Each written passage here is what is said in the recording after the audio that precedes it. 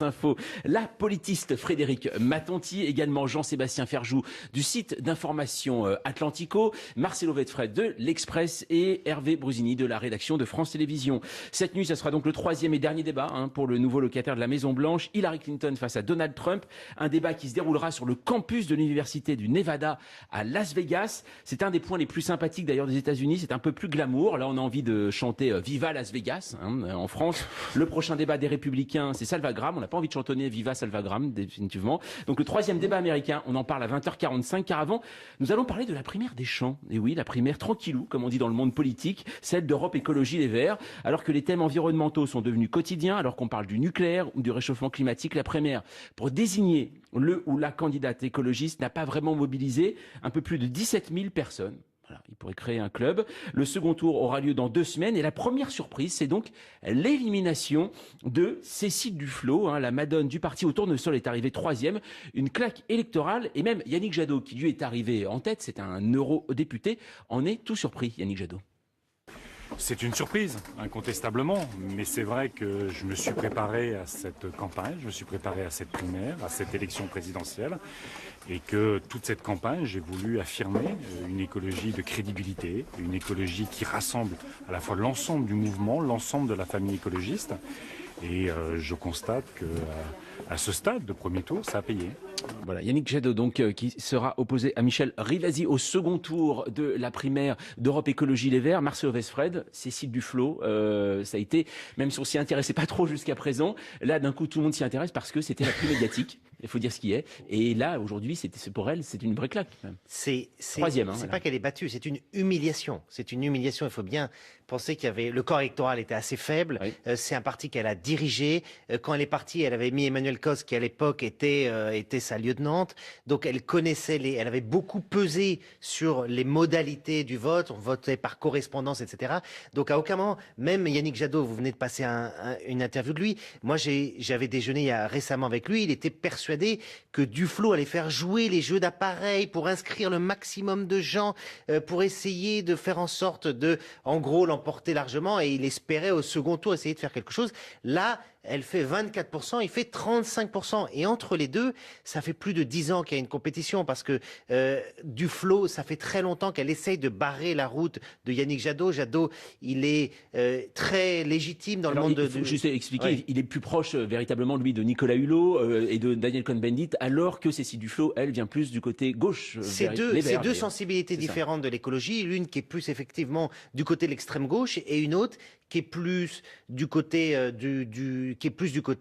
effectivement d'une écologie qui est plus social-démocrate, qui est plus dans laquelle on parle plus d'écologie si on veut, et en tout cas qui est eurodéputé, qui sait ce que c'est que les coalitions, c'est-à-dire de travailler y compris avec des gens qui ne pensent pas la même chose que vous. Frédéric Matonti, donc Michel Rivasi, juste pour expliquer, parce que beaucoup de gens aussi ne la connaissent pas, c'est une eurodéputée, mais c'est surtout une écologie historique qui a mené beaucoup de combats aussi. C'est une écologiste effectivement historique, qui a beaucoup pesé sur un certain nombre de débats, qui est toujours très très active et qui est, enfin, de ce point de vue-là, il y a une ressemblance avec Jadot, c'est-à-dire ces deux vrais verts qui ont toujours ont des brevets, si j'ose dire, de vertitude, c'est-à-dire que ils ont travaillé à l'Assemblée européenne, ils connaissent très bien les dossiers, ils ont un vrai travail associatif, ils sont reconnus par les associations.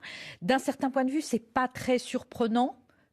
Ah, vous trouvez, vous quand même, quand même. Alors, oui, je crois que c'est pas si surprenant que ça, parce que d'un certain point de vue, Cécile Duflot, elle a pas fait une bonne campagne.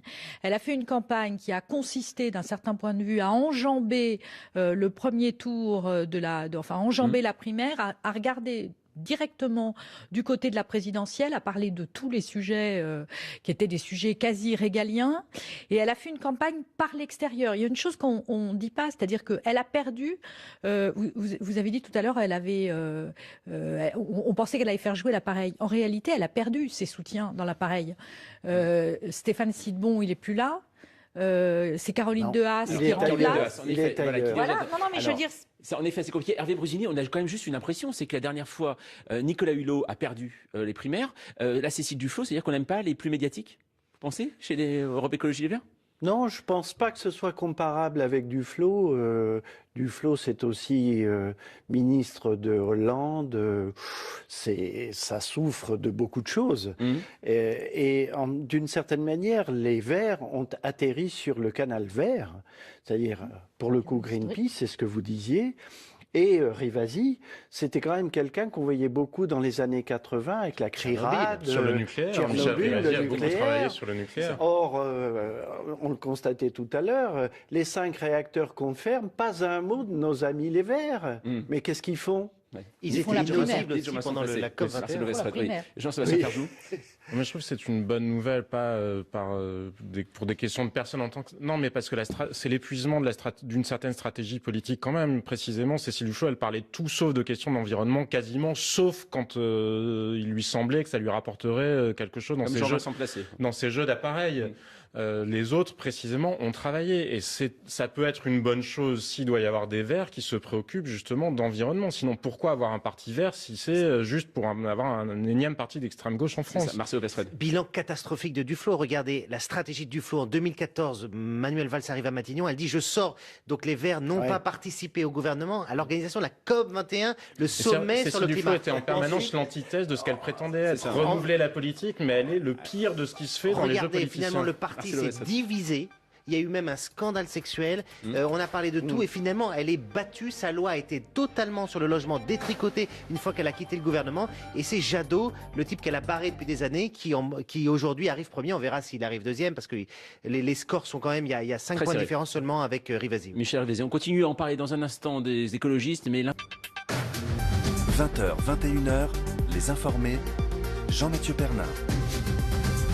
Les informés de France Info, on parle donc de cette information politique du soir, à savoir l'élimination de Cécile Duflot de la primaire écologiste. Elle est arrivée 3e ancienne ministre, actuelle députée de Paris. C'est assez difficile pour elle. Hervé Brusini, quand même, on a l'impression, aujourd'hui, comme le disait Jean-Sébastien Ferjou, aujourd'hui, il y a des thèmes écologiques très importants. On en discute presque tous les jours.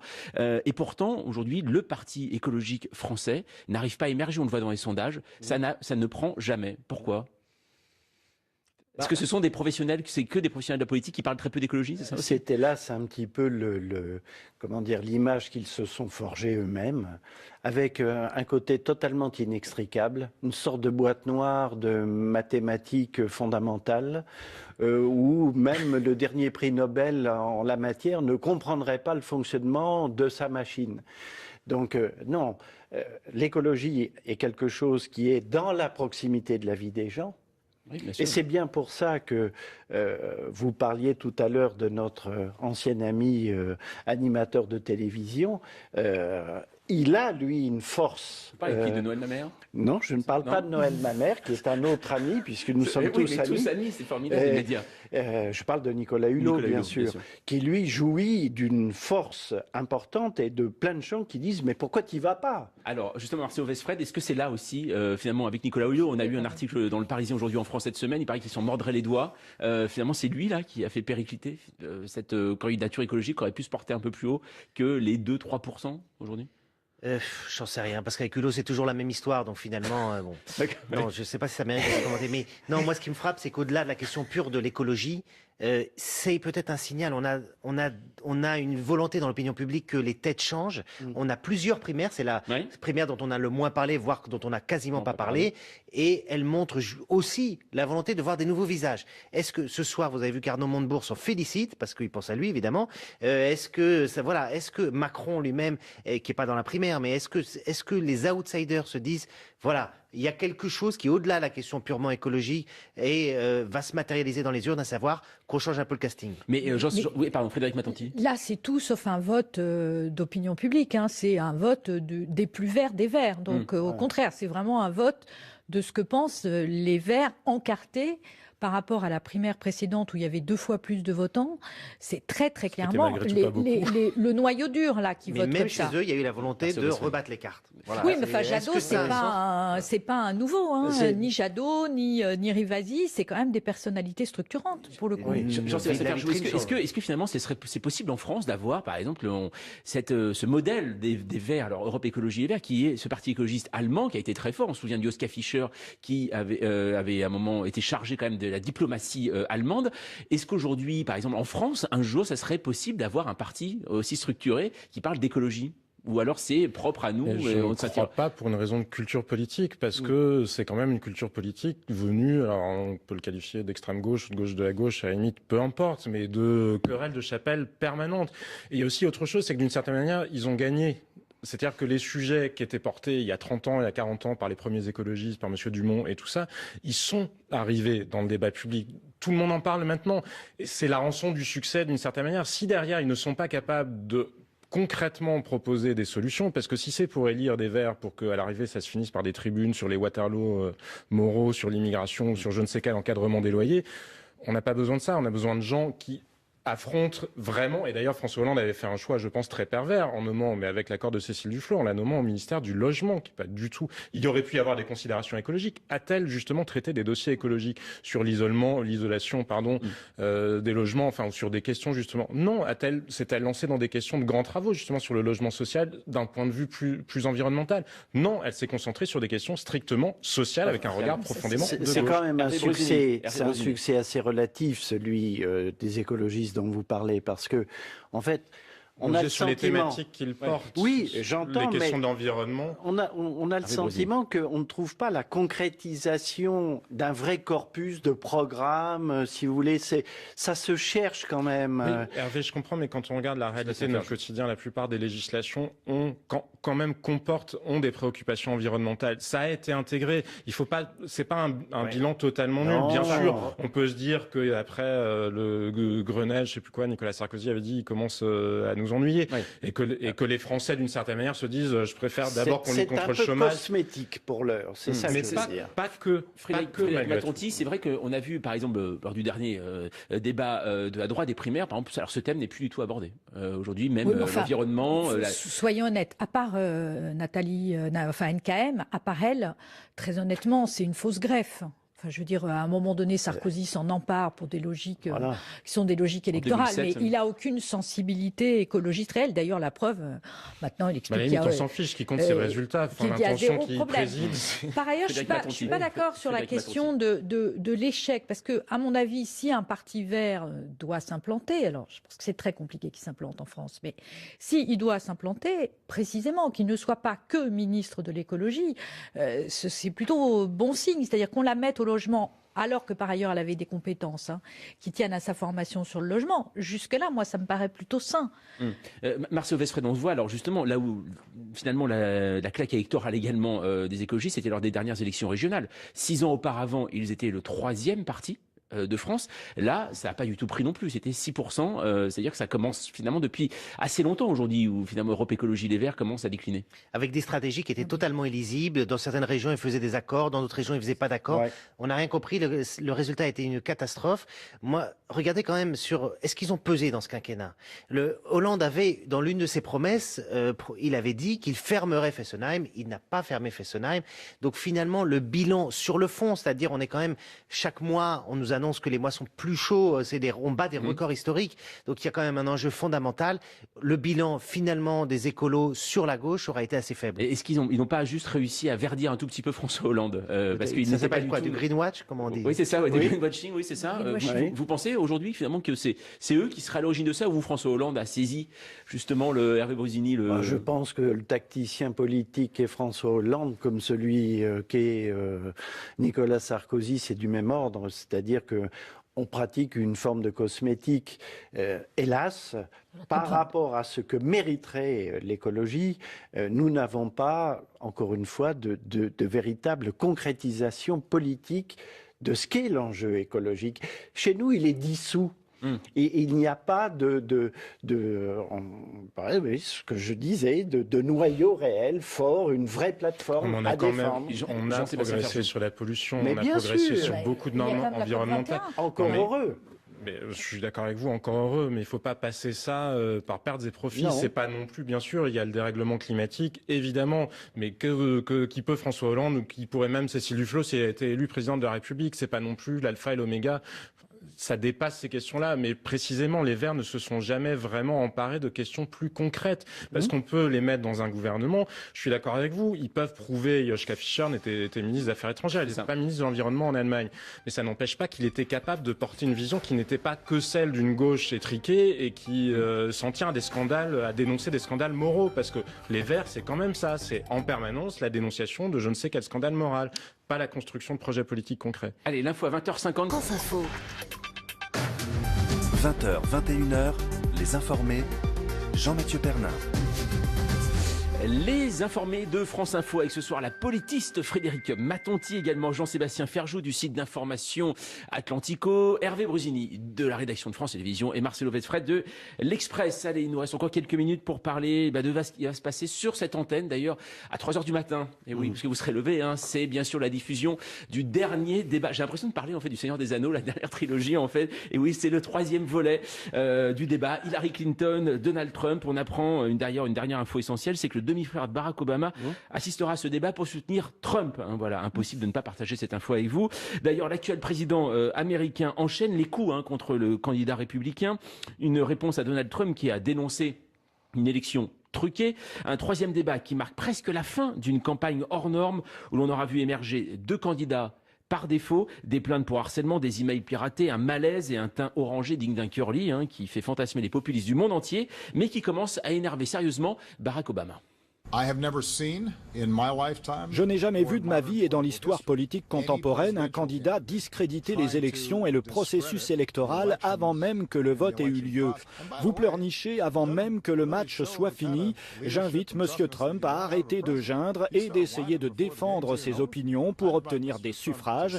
C'est ce qu'on fait en Amérique. La démocratie, par définition, fonctionne sur la base du consentement mutuel, pas sur la force. Je me suis permis comme ça de glisser, de couper la parole du président américain, ça n'arrive pas souvent. Voilà, Barack Obama. Jean-Sébastien Ferjou, on voit l'écart se creuse entre les 2 candidats ce soir, notamment depuis les affaires de harcèlement de Donald Trump. Est-ce qu'on peut encore en attendre quelque chose finalement de ce débat pour vous ce soir? Du spectacle, certainement. Oui, bien sûr.